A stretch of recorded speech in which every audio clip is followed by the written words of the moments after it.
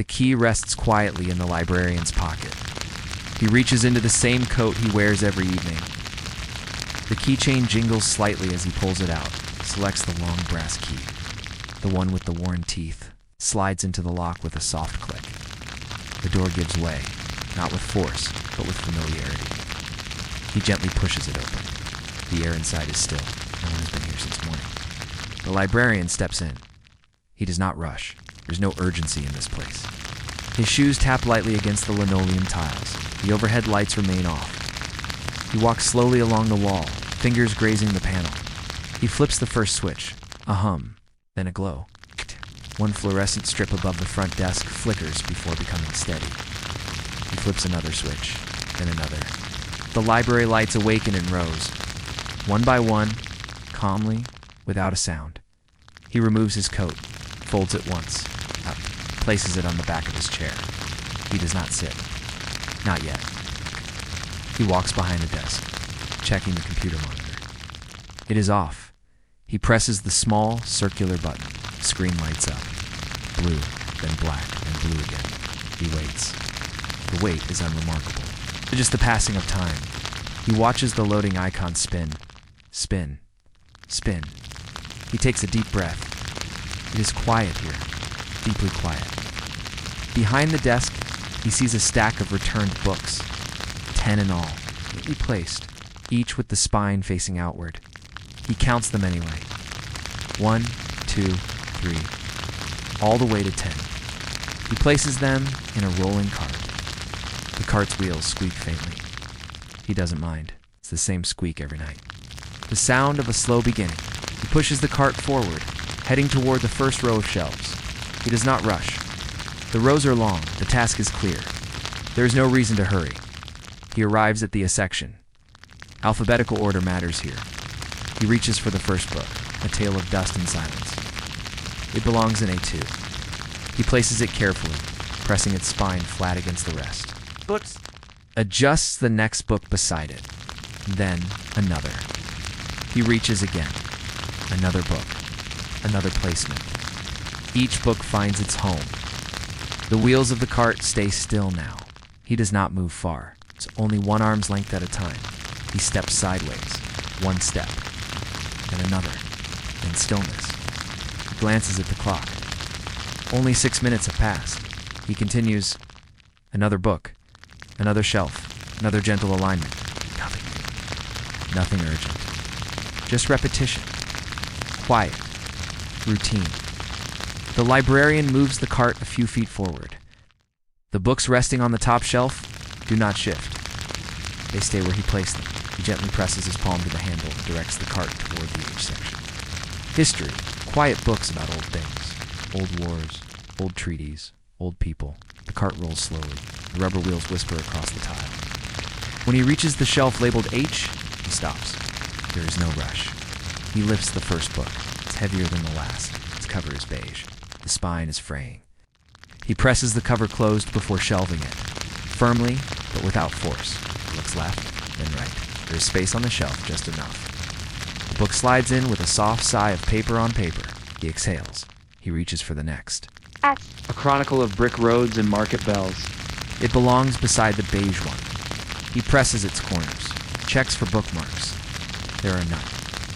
Then slides it in beside the other. He adjusts both, so that the spines align. He always aligns them. He always will. He notices a speck of dust on the shelf. He removes a cloth from his pocket. It's folded 3 times. He unfolds it once. Then again, he wipes the shelf gently. Once left or right, then again. The dust is gone. He refolds the cloth. Back into the same pocket. He picks up the next book. It is thinner, a blue paperback. Its spine creases when he holds it. Smooths the crease with his thumb. He waits, then shelves it. Another step sideways. He doesn't look ahead. He looks only where he stands. 1 row. 1 gap. 1 book. He hears the faint creak of the library's old pipes. They creak most at night. He is used to them. They sound like thinking, like a building remembering. He continues, book after book, shelf after shelf. Quiet repetition. There is no plot, no twist, only order. Only books, aligned by alphabet and silence. After shelving 6 more, he checks the cart.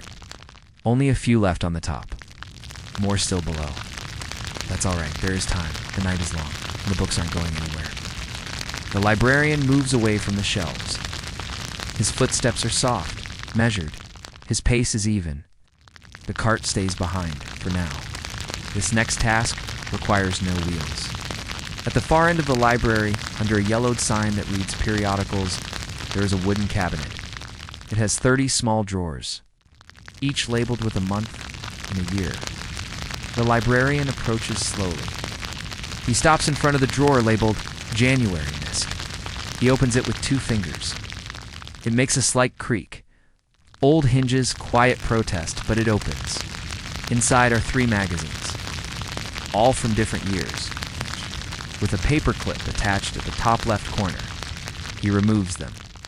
He smooths the pages, one by one. Does not read, only lines. Checks for creases, folds no corners, places them aside gently, then removes the rest of the contents. A thin pamphlet, folded sheet of events, a library newsletter. He unfolds the newsletter. It is from January 12 years ago. The librarian remembers nothing from that year, but he still smooths the page, flattens the edge, tucks it behind the other papers, just like he always does. He reorders them, oldest in the back, newest in front. He slides the stack into the drawer, uses one finger to flatten the top, then closes the drawer. It clicks softly, just once. He opens February. Fewer items this time. 2 magazines, one missing the cover. He presses the remaining page down, smooths the bend, folds no corners. There is no rush, only repetition. The drawer goes back in. Another click, then March, then April, then May. Each one open. Each one rearranged. He does not skip any month. Never does. Some drawers have no contents. He opens them anyway. Looks inside, closes them. Every drawer deserves a glance, even if it holds nothing. He finishes the top row. He adjusts the labels. One is crooked. He peels it carefully, resticks it, straight. Then he nods. The drawers say nothing, but their silence is more complete now, more aligned. He turns, walks back to the cart. There are still books to shelve. The librarian returns the cloth to his pocket. It is the same cloth he used on the bookshelf. The same folds. The same creases. The same softness. He walks slowly toward the center of the library. There is no one here. No voices. No footsteps. Only the hum of distant lighting and the rhythm of his shoes brushing over the tiled floor. The reading tables sit in long rows. 8 total. Each one rectangular. Each one with 4 matching chairs. He stops at the first. It is closest to the reference desk. He knows this table well. He reaches for a chair, slides it back slowly. The legs scrape softly against the tile. Not loud, just dull, muted. He places the cloth in his palm, unfolds it once, then again, then a third time. He lays it flat against the wood, wipes left to right, then back. One stripe of dust, now gone. He lifts the cloth, examines it. Dust has clung to it faintly, almost invisible. Still, he folds the cloth inward to hide the dust. He wipes again. From one end of the table to the other, the wood is polished but worn. A history of elbows and notebooks and library cards, but none of that now, only stillness. He moves to the second chair, slides it back, wipes the wood beneath it. Then the edge of the table, just in case. Then the next, and the last. The table is clean but not new. The cloth has done its part. He folds it again. 1 crease, 2 creases. Back into the pocket. He walks to the next table. It is exactly the same size. The chair's identical. But the process begins anew. Slide the first chair. Wipe. Slide the next. Wipe. Each chair, each corner, each segment of tabletop does not miss a spot, even if it's already clean. The habit is the point. Repetition calms the mind. He believes this, even if he never says it. There is something soothing in doing the same task again, and again, and again. The second table is now clean, checks the corners with his fingertip. No dust. Still, he brushes lightly, just in case. He steps to the third table, this one near the windows. Outside, the street lamp glows, but its light does not reach inside. The librarian doesn't look out. The windows are not his task. Not yet. He moves the first chair. It's slightly heavier. Or perhaps he is just more tired. He wipes again, the same motion, back and forth, left to right, edge to center, center to edge. The cloth moves silently. No resistance, no friction, only fabric on varnished wood. He thinks briefly about the people who sat here. Students, visitors, readers. But he does not imagine them. Not clearly. Our presence is vague. Only shapes, only silence. The third table is done. He folds the cloth, checks his hands. There is no dirt, just routine. He walks to the fourth table, halfway now. He does not check the time. He does not need to. The pace is steady. The pace is his. Slide the chair. Wipe the wood. Move to the next. Repeat. He does not think about other tasks. Only this one. Dusting. Quietly. Precisely. With patience. There is no urgency in this place. The library accepts the pace he sets. The lights above remain steady. The pipes creak once, faintly, then fall quiet again. He hears his own breath, slow, controlled. As he wipes the fourth table, he notices a nick in the wood, a small scratch. Shallow, he presses his thumb gently over it, then wipes it. Even though it will not disappear, still, he wipes it again. When he finishes, he takes one small step back, looks across the clean surface, then moves to the next.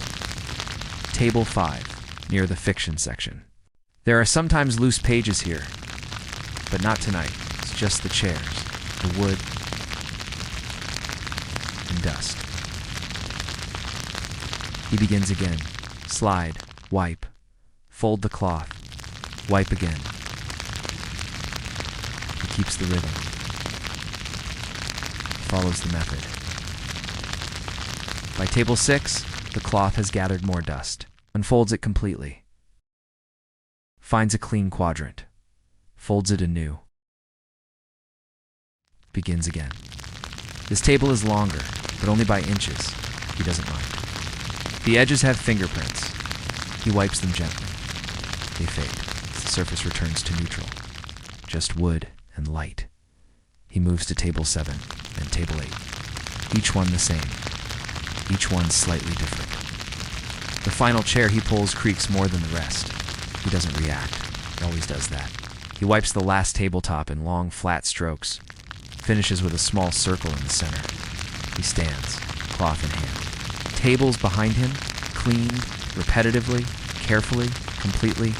He walks back to the reference desk, puts the cloth away. No applause, no achievement. Just a task completed. He sits. Only briefly, the night is quiet. The shelves are quiet. Tables are quiet. Everything is in its place. The librarian stands again. His chair slides back with a soft drag. He does not look behind him. He walks slowly to the returns counter. There, a new stack of books rests in the wire return basket. 11 books, each slightly tilted. None in order. Pulls the cart forward. The same cart from earlier. The same slight squeak in the front right wheel. Same gentle weight behind his hand. He aligns the cart beside the return basket. The distance between them is minimal. It's just enough to transfer books without strain. He removes the first book. It's a hardcover. Dust jacket crinkled at the corner. Gardens of the Northern Coast. He doesn't read the title aloud. He doesn't need to. He places the book on the cart's upper shelf. He opens the returns terminal. It wakes slowly, a soft screen, a waiting prompt. The scanner next to it is small, black, shaped like a handheld stone. He lifts it gently. The cable twists once, then stills. Picks up the book, turns it over. The barcode is faded, still legible. Aligns the red laser across the code. The scanner beeps, soft, barely noticeable. He scans again, still nothing. He looks closer. The barcode is smudged, ink worn thin. He lifts the scanner, tilts the book, changes the angle. The scanner beeps. Softly. Success. He places the book on the lower shelf with the others, then exhales. The next book, then the next. Each one slow, each one simple. He glances out toward the tables, all still clean. The scanner rests in his hand now like a familiar tool, like a spoon in the kitchen, like a pen uncapped but never used. Another book, another scan, another soft electronic whisper. Returned. There are now 8 books on the lower shelf, 3 left above. He takes the 9th, scans, places it, then the 10th. He pauses before the last. It is a thick book, bound in cloth, title stamped in gold. The Geography of Dust. He opens the back cover. Barcode printed neatly. He scans. The system accepts it, turns the book back over, looks at the gold title again, then places it on the cart. 10 books, 11 scanned. He checks the list on the screen. Cross-references. No errors. Nothing out of place. He sets the scanner down. Its red light fades. Its work is done. The terminal screen returns to idle. A blinking cursor waits for nothing. The librarian moves the cart forward again. The books rattle softly as the cart rolls. Floor remains the same. Clean. Still. The librarian guides the cart to a pause. The books gently settle into stillness. He steps away from it. He walks across the room, where a row of wooden display racks rests quietly under a low fluorescent lamp, but the air is still here, undisturbed. This section of the library is rarely visited. Even during the day, it remains quiet. Tonight, it is perfectly silent. The magazine racks are angled. 5 tiers per stand, 6 stands in total. They lean back slightly, presenting pages that no one turns. He stands in front of the first rack. His eyes trace the corners. Nothing is torn, but one magazine has slid down, slightly off-center. He lifts it. It's a local lifestyle issue. Last month's edition. The cover is matte. A photo of a garden. No motion, no sound. He nudges it up, then presses the bottom edge so it sits flush against the wooden stop. He moves to the next tier. A health journal. Its title is bold, but quiet. He adjusts it to. No need to hurry. Just one tier at a time. One magazine appears slightly curled. Humidity, perhaps. He presses it down. Flattens the curl with the back of his hand. He waits, then lets go. It rises a little. But less than before. Moves on. The next rack, then the next. Each one the same, yet slightly different. One has a page corner folded in. He smooths it. It's no force. Just a quiet press of 2 fingers. The page relaxes. He lifts another magazine and sets it down again, just 1 inch to the left. That's better. Now the spine is aligned. Steps back, checks the angles. All tiers are symmetrical now. Almost, but not exactly. That's all right. Perfection is not the goal. Stillness is. He turns to the corkboard wall next to the magazine display. Pinned neatly are flyers. Library events. Children's reading hours. None of them apply tonight. He notices one flyer with a loose top pin. The paper droops slightly. A quiet curve downward. He reaches for the push pin, presses it back in. It doesn't resist. Slides into the cork with no sound. He presses the flyer flat, smooths it from center to edge. The fold disappears. He presses the other corners, checks the alignment. The flyer sits still. The next flyer is slightly crooked, only by a few degrees, but he notices. He removes one pin, straightens the paper, reinserts it 1 centimeter higher. Now it's straight. He looks across the entire board, nothing else to adjust. Confirms the calm. Beside the corkboard, on a small table, sits a wire pamphlet stand. He approaches it. There are 4 pamphlets, identical in size, each bent slightly from standing too long.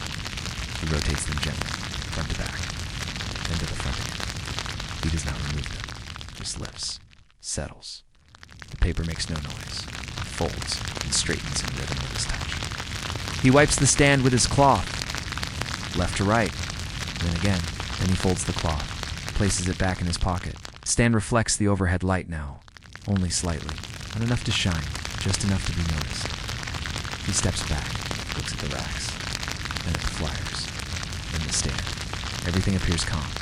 Not perfect, but peaceful. His task here is done. He walks slowly back to the cart. Still one shelf, two shelves, still time to go. The magazine rack remains behind him. Still quiet, ready for no one. The librarian turns away from the cart. He walks slowly toward the far wall of the library. There, along a thick wooden shelf, rests the reference section. These books never leave the library. They are heavy, dense, reliable. They do not move unless he moves them. The shelf is long, built into the wall, divided into cubbies. Each cubby is filled with books of different topics: atlases, encyclopedias, directories, indexes of names and maps. But tonight, he is not reading. He is not sorting by subject. Tonight, he straightens them by height. He reaches into the first cubby. 6 books, pulls them all out, sets them on the table behind him. The thud is soft, dull, predictable. He lines them up along the table. One book stands taller than the rest. The others are similar in size, only slight variations. He starts with the shortest. He places it at the left edge of the cubby. Then the next tallest. Then another. He stacks them like a staircase, short to tall, left to right. He presses the spines into alignment, runs his finger across the tops. Uneven, but now intentional, he nods. He moves to the next cubby. 7 books. Wider spines, different textures. One with a plastic cover, one with cloth. One with no jacket at all. He removes them all, again places them on the table, again lines them up. One by one, he arranges them by height. He measures them not with a ruler, but with his eyes. His hands he adjusts, shifts, checks again. Then he returns them to the cubby in height order. He slides them into place. The weight settles into the shelf. He steps back, tilts his head, looks again. Stillness. The third cubby is more difficult. Many books of the same size. But one book leans forward. He pushes it gently back. It leans again. He removes it, finds a small rip in the lower spine. That must be why. He rotates the book, pushes the spine against the flat wood. The edge bends slightly. He places it again. This time, it stays. He slides the bookends closer. Now, the row is firm, upright, steady. He continues. Cubby after cubby, some of books that match perfectly in height. Some look like waves, rising and falling from left to right. But after a few minutes, each cubby becomes more uniform, more calm. He presses down gently on the tops, not to fix anything, just to feel their alignment. He checks each spine. All titles are upright, none upside down, none backward. He finds one book with a torn label. He peels it off, places it in his pocket. He will print a new one later. He presses the remaining books together. Soft squeeze, silent shelf. When the last cubby is done, he runs his fingers along the full stretch of the shelf, from one side to the other, straight, unbroken line. He pauses, looks at his hand. No dust, no ink, just calm. He walks back toward the center of the library. The reference section sits behind him now, straight, aligned, unbothered. At the back of the library, opposite the reference wall, is a small cluster of study carrels, 8 in total, built from light oak, each with its own small desk lamp, each with walls tall enough to create quiet, solitary space. The librarian walks toward them now. His pace remains steady, one step, then another. No sound except the soft tap of shoes on floor tile. He carries with him a small wooden tray. Inside it, 12 freshly sharpened pencils. They're identical, yellow, unused. Number 2, sharpened to a soft point. He places the tray gently on the first carrel's desk. The lamp is off. He does not turn it on. Reaches inside the small drawer under the desk. There is one pencil, blunted. Its eraser worn to the metal, barely usable. He removes it, sets it aside. From the tray, he takes one new pencil, holds it by the center, lays it gently into the drawer. Eraser toward the back. He closes the drawer with 2 fingers. No noise, just a soft wooden slide. He picks up the old pencil, places it in the pocket of his apron. Not trash, just retired. He walks to the second carrel. This one has no pencil at all. He opens the drawer. Empty. He selects a new pencil from the tray, places it inside, aligns it lengthwise with the grain of the wood, closes the drawer. He picks up the old pencil, places it in the pocket of his apron. Not trash, just retired. He walks to the second carrel. This one has no pencil at all. He opens the drawer. Empty. He selects a new pencil from the tray, places it inside, aligns it lengthwise with the grain of the wood, closes the drawer. He adjusts the chair, moves it to centimeters to the left. It's just enough to be centered. He does this for every carrel. At the third carrel, he finds two pencils. One is broken, the other is dull. He removes both, places them together in his pocket. He replaces them with one new pencil. He always replaces with one. Each carrel should have one pencil. Not more, not less.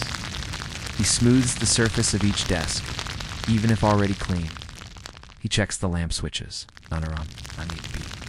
He opens the drawers, opens, closes, opens, closes. The rhythm is gentle, like blinking, like waves that never rise. At the fifth carrel, he notices a scratch on the inside of the drawer, a faint mark. He traces it with his finger, doesn't remove it, just acknowledges it. The sixth carrel is the same as always. Empty drawer, dustless surface, new pencil. Placed. He pauses there a moment longer, just because he can. The seventh carrel's chair is slightly misaligned. He adjusts it, then the drawer, then the pencil, and the drawer again. It slides smoothly. He walks to the eighth. Final carrel, no drawer this time, just a shallow groove on the desk's surface. A space for a writing tool. He sets the pencil there, spine touching the edge, eraser pointing left, steps back, looks at the line of carrels. From this distance, they all look the same. Quiet cubbies, each with a pencil, each with still air. He collects the used pencils from his pocket, 7 in total. He places them gently in a jar behind the circulation desk. Later, they will be resharpened. Returned to rotation, but not tonight. He returns the wooden tray. Now 5 pencils remain. He places the tray in a drawer, closes it softly. The carrels are done. Nothing has changed. Everything is ready. The library holds 5 public computer stations, each one positioned near the windows, each with the same screen, the same keyboard, the same mouse. None of them are in use. None have been touched today.